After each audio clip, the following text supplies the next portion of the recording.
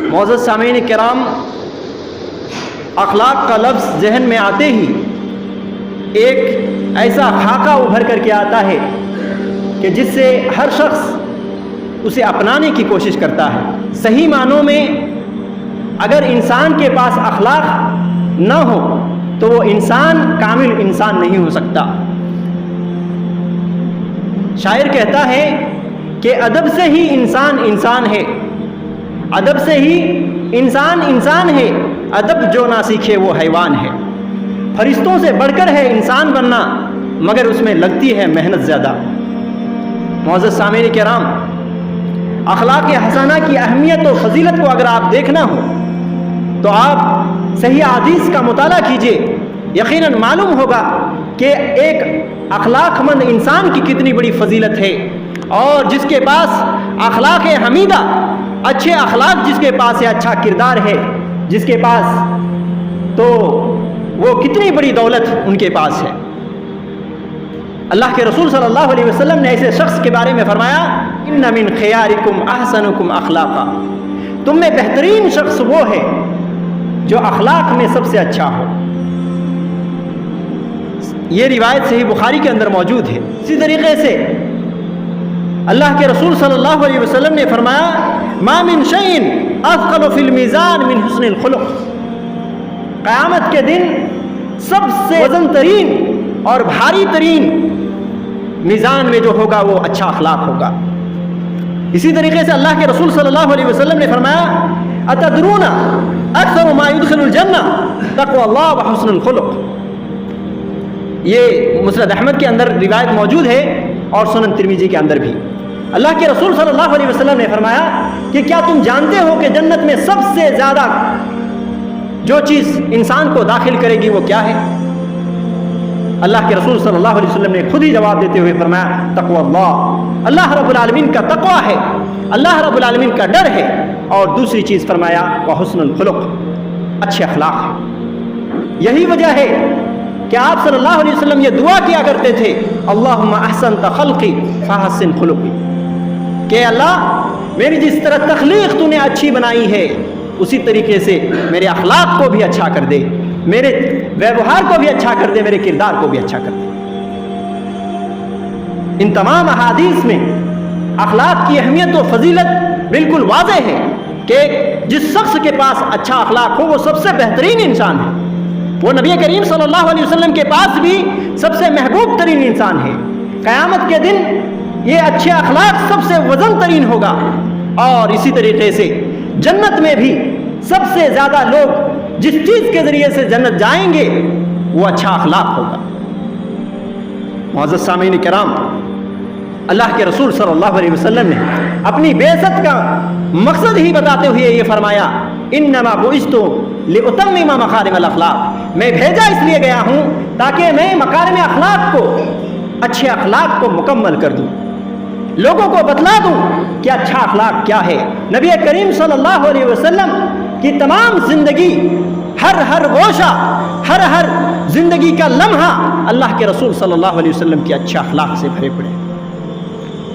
آپ صلی اللہ علیہ وسلم کی تربیت اس اللہ رب العالمین نے کی تھی، اور یہی وجہ ہے کہ اللہ کے رسول صلی اللہ علیہ وسلم کی اخلاق کی گواہی اللہ رب العالمین نے 7ویں آسمان کے اوپر سے دیا تھا۔ اللہ رب العالمین نے سورہ قلم میں اس طرح کے نقشہ کھینچا اور کہا، نون والقلم وما یسطرون۔ نون یہ حروف مقطعات ہے جس کے بارے میں، جس کا معنی اور مفہوم صرف اور صرف اللہ رب العالمین جانتے ہیں۔ والقلم وما یسطرون، قسم ہے قلم کی اور اس چیز کی جس کے ذریعے سے فرشتے لکھتے ہیں۔ ما انت بنعمت ربک بمجنون، آپ اے نبی آپ اللہ کے فضل سے دیوانے نہیں ہیں۔ وَإِنَّ لَكَ لَأَجْرًا غَيْرَ مَمْنُونَ، اور اے نبی آپ کے لیے ایسا اجر ہے جو کبھی ختم ہونے والا نہیں۔ وَإِنَّكَ لَعَلَىٰ خُلُقٍ عَظِيمٍ، اور اے نبی آپ یقیناً بلند اخلاق کے مالک ہیں۔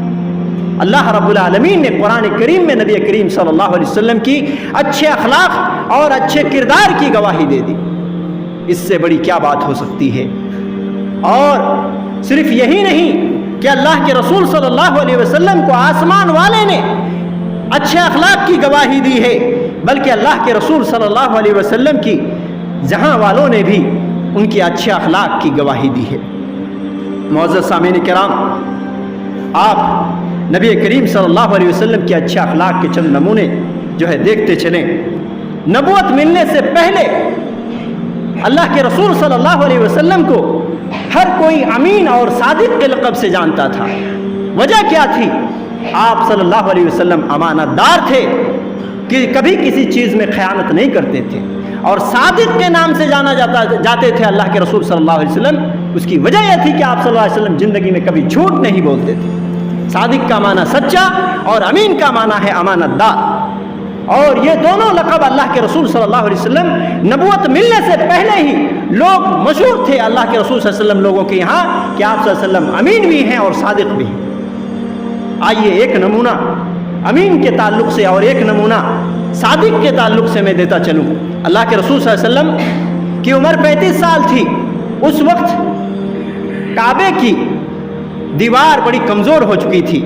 حضرت ابراہیم علیہ السلام اور ان کے بیٹے حضرت اسماعیل علیہ السلام نے جس کعبے کو اپنے ہاتھوں سے بنایا تھا، وہ ایک لمبا عرصہ گزرنے کے بعد نبی کریم صلی اللہ علیہ وسلم کی عمر جب 35 سال کی تھی، اس وقت کعبے کی دیواریں جگہ جگہ پھٹ گئی تھی، اور وہ دیواریں صرف 4 دیواری تھی، اس میں چھت نہیں تھا، جس کی وجہ سے ایک مرتبہ چوروں نے موقع کا فائدہ اٹھاتے ہوئے جو ہے اس کے اندر جو خزانے رکھے ہوئے تھے اس کو بھی چوری کر لی۔ اور پھر ایک مرتبہ ایسا سیلاب آیا اور سیلاب کا بہاؤ کعبے کی طرف تھا، جس کی وجہ سے دیوار اور بھی زیادہ کمزور ہو گئی۔ قریش کو یہ غم لاحق ہوا کہ اس دیوار کو پھر نئے سرے سے بنایا جائے، لہذا مشورے کے بعد اس کعبے کو پھر نئے سرے سے بنانے کی کوشش کی گئی، ان کو بنایا گیا۔ اس کے لیے مشورہ کیا گیا کہ ہر کوئی انسان حلال مال کا جو ہے پیسہ اپنے پاس یہاں جو رقم جمع کرے اور اسی سے یہ کعبہ بنایا جائے گا۔ سارے لوگوں نے حلال مال کے پیسے اس میں جمع کیے اور کعبے کو بنایا جانے لگا۔ بناتے ہوئے جب حجر اسود کو رکھنے کی باری آئی تو لوگوں میں جو ہے جھگڑے فساد شروع ہو گئے۔ ہر قبیلہ یہ چاہتا تھا کہ میں حجر اسود کو اس کی جگہ پہ رکھوں، اور اس طرح سے 4-5 دن تک جھگڑے چلتے رہے، یہاں تک کہ ابو امیہ مخزومی نے، یہ بھی ایک قبیلے کا سردار تھا، ابو امیہ مخزومی نے یہ کہہ کر کے سب کو خاموش کر دیا کہ کل صبح جو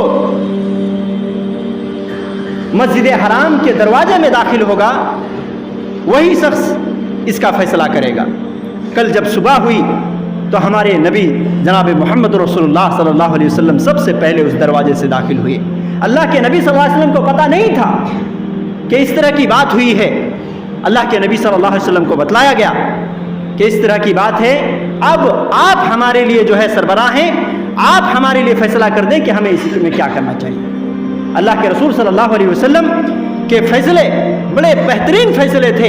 اللہ کے رسول صلی اللہ علیہ وسلم نے ایک چادر منگوائی اور حجر اسود کو اس چادر میں رکھا، اور تمام قبائل کے سرداروں کو کہا کہ آپ لوگ سب آ جائیں اور چادر کو پکڑ کر کے جو ہے اٹھائیں۔ سب قبائل کے سردار آئے اور اس چادر کو اٹھا کر کے حجر اسود کو جو ہے کعبے کے پاس لے جایا گیا، اور اللہ کے نبی صلی اللہ علیہ وسلم اپنے ہاتھوں سے اس پتھر کو جو ہے اس کی جگہ پہ رکھ دیا۔ اس سے سارے لوگ خوش ہو گئے، اور اللہ کے رسول صلی اللہ علیہ وسلم کو جیسے ہی مسجد حرام میں داخل ہوتے ہوئے دیکھا تھا، اسی وقت وہ لوگ پکار اٹھے تھے، حاذل امین، یہ امین ہے۔ اللہ کے رسول صلی اللہ علیہ وسلم کے تعلق سے آپ لوگوں کو اچھی طرح سے معلوم ہوگا، بارہا آپ نے سنا ہوگا کہ جب اللہ رب العالمین نے حکم دیا وانذر عشیرتک الاقربین، اے نبی آپ اپنے قریبی لوگوں کو ڈرائیے۔ اللہ کے رسول صلی اللہ علیہ وسلم نے اپنے قریبی رشتہ داروں کو، سارے لوگوں کو بلا بلا کر کے، پکار پکار کر کے ڈرایا، حتیٰ کہ اللہ کے رسول صلی اللہ علیہ وسلم صفا پہاڑی میں چڑھے اور صفا پہاڑی میں چڑھ کر کے یا صباحہ کی آواز لگائی۔ یہ آواز ایسی تھی، مکے میں وہ رواج تھا کہ یہ آواز لگانے پر لوگ سمجھ جاتے تھے کہ کوئی بہت ہی اہم معاملہ پیش آیا ہوا ہے، فوراً لوگ بھاگے بھاگے آتے تھے۔ جیسے ہی اللہ کے رسول صلی اللہ علیہ وسلم نے یہ آواز لگائی، لوگ بھاگے بھاگے آئے اور جو ہے اللہ کے رسول صلی اللہ علیہ وسلم کو ماجرا پوچھا۔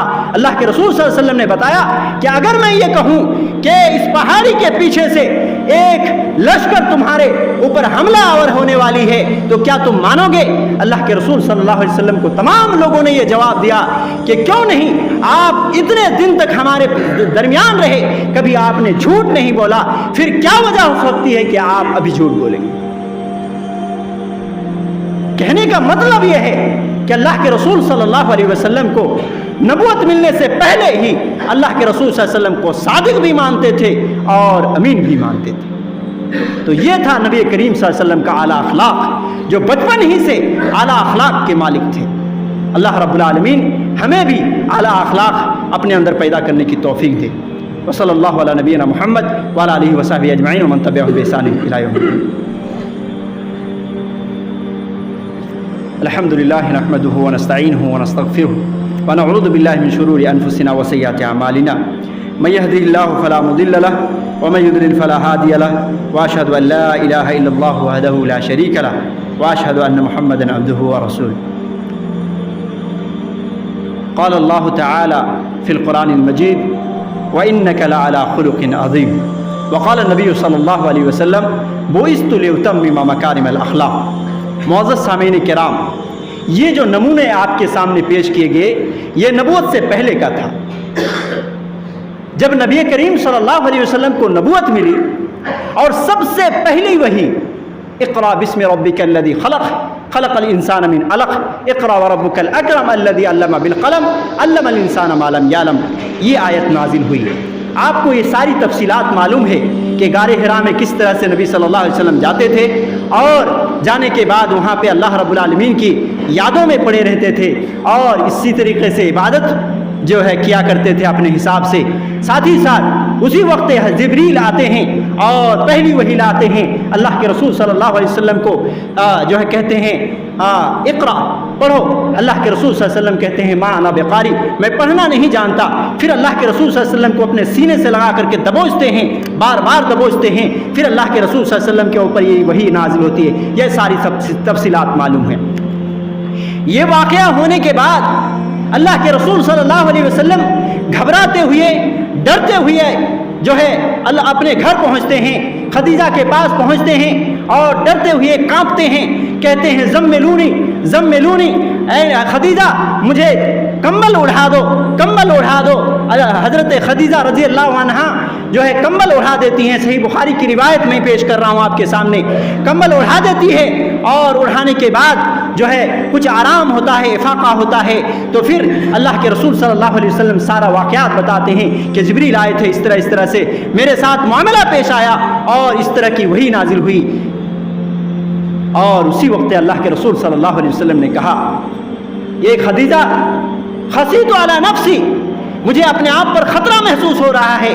خدیجہ رضی اللہ عنہا نے کیا بیان کیا تھا، یہ آب زر میں لکھنے کے لائق ہے میرے بھائیوں، اللہ کے رسول صلی اللہ علیہ وسلم کی اخلاق میں۔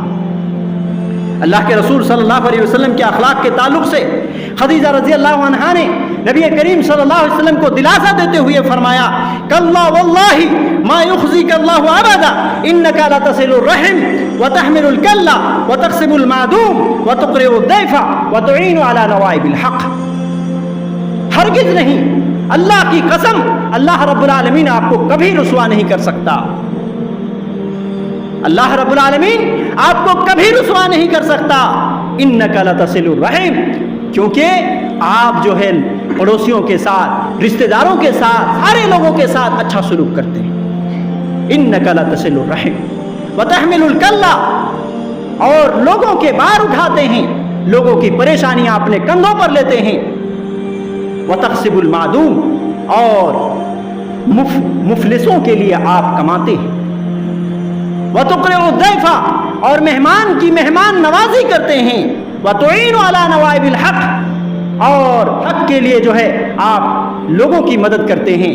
یہ حضرت خدیجہ رضی اللہ عنہا نے اللہ کے رسول صلی اللہ علیہ وسلم کی تعریف میں یہ کہی تھی۔ اس کے بعد پھر دلاسا دینے کے لیے ورقہ بن نوفل کے پاس لے گئی تھی، اور ورقہ بن نوفل نے نبی کریم صلی اللہ علیہ وسلم کی نبوت کی بشارت دی تھی۔ تو یہاں دیکھ سکتے ہیں کہ نبوت ملنے کے بعد اللہ کے رسول صلی اللہ علیہ وسلم کی اعلیٰ اخلاق کے تعلق سے حضرت خدیجہ رضی اللہ عنہا نے کیا کہا۔ اسی طریقے سے عمر کی آخری دہانے میں اللہ کے رسول صلی اللہ علیہ وسلم ہے، ایسے وقت میں ایک صحابی رسول حضرت عائشہ رضی اللہ عنہا کے پاس آتے ہیں، اور وہ صحابی پوچھتے ہیں اللہ کے رسول صلی اللہ علیہ وسلم سے، صحابی کا نام سعید بن ہشام ہے، وہ کہتے ہیں کہ نبی کریم صلی اللہ علیہ وسلم کا اخلاق کیسا تھا؟ حضرت عائشہ رضی اللہ عنہا بیان کرتی ہیں، کہتی ہیں کہ کیا تم نے قرآن نہیں پڑھا؟ کان خلقہ القرآن، اللہ کے رسول صلی اللہ علیہ وسلم کا اخلاق قرآن تھا۔ کیا تم نے قرآن نہیں پڑھا؟ قرآن میں یہ بیان آیا ہے وَإِنَّكَ لَعَلَىٰ خُلُقٍ عَظِيمٍ، اے نبی آپ اعلیٰ اخلاق کے مالک ہیں، کیا تم نے قرآن نہیں پڑھا؟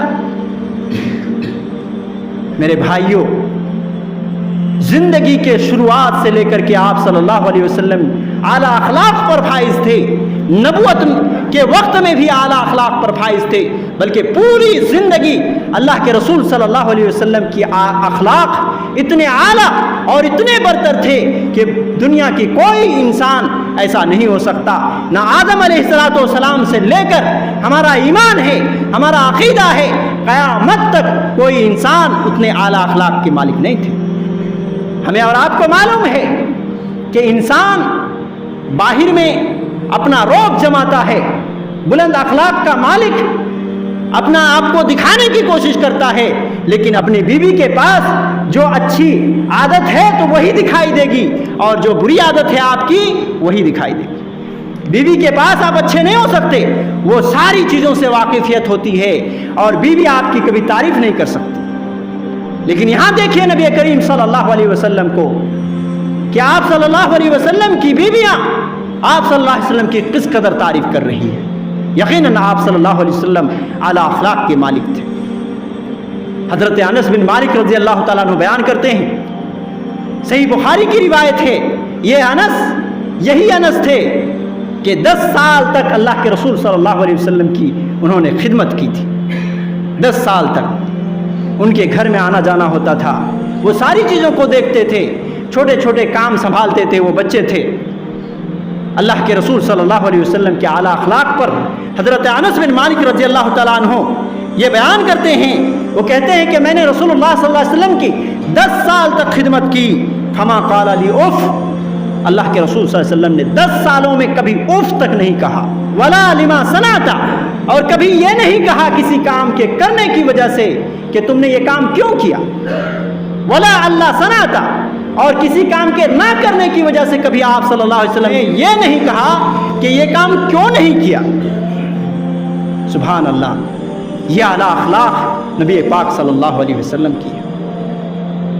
ایک چھوٹا سا بچہ 10 سال کا آپ صلی اللہ علیہ وسلم کی خدمت کر رہے ہیں، 10 سال تک کبھی ڈانٹے بھی نہیں، کوئی کام کرنے کی وجہ سے کبھی یہ بولے نہیں کہ تم نے یہ کام کیوں کر دیا، اور کسی کام کے حکم دینے کی وجہ سے آپ صلی اللہ علیہ وسلم نے کبھی اگر وہ نہ کیا تو کبھی آپ صلی اللہ علیہ وسلم نے اس کو ٹوکا بھی نہیں کہ آپ نے یہ کیوں نہیں کیا جبکہ میں نے حکم دیا تھا۔ ایسے اعلیٰ اخلاق کے مالک ہمارے رسول صلی اللہ علیہ وسلم تھے۔ میرے بھائیوں، وہی اخلاق اپنانے کی ضرورت ہے، کیونکہ ہمیں اور آپ کو نمونہ اور آئیڈیل اللہ کے رسول صلی اللہ علیہ وسلم کو بنایا گیا ہے۔ لَقَدْ كَانَ لَكُمْ فِي رَسُولِ اللَّهِ أُسْوَةٌ حَسَنَةٌ، رسول اللہ صلی اللہ علیہ وسلم کی زندگی میں تمہارے لیے اسوہ ہے، نمونہ ہے، آئیڈیل ہے۔ اسی طریقے سے ساری چیزوں کو اپنانے کی ضرورت ہے جو نبی صلی اللہ علیہ وسلم کے اعلیٰ اخلاق میں تھا، نبی کریم صلی اللہ علیہ وسلم کے اعلیٰ کردار میں تھا، وہی اخلاق ہمیں اپنانے کی ضرورت ہے۔ ایک بلند اخلاق کے مالک اگر ہم ہوں گے، یقیناً ہمارے لیے دنیا میں بھی بہتری ہے، سارے لوگ بھی ہم سے محبت کریں گے، سارے لوگ بھی ہم سے الفت و محبت کے ساتھ پیش آئیں گے، ہمارے ساتھ اچھے تعلقات رکھیں گے، اللہ رب العالمین بھی 7ویں آسمان کے اوپر سے ہمیں پسند کرے گا، اور قیامت کے دن اس کا بہترین بدلہ دے گا۔ معزز سامعین کرام، ہمیں ضرورت اس بات کی ہے کہ ہم ہر عمل کو پاک صلی اللہ علیہ وسلم کی زندگی سے ہم اٹھا اٹھا کر کے اپنی زندگی میں سموئیں، اپنی زندگی میں لائیں، اپنے کردار میں گھسائیں اور اسی طریقے سے اپنی زندگی گزاریں۔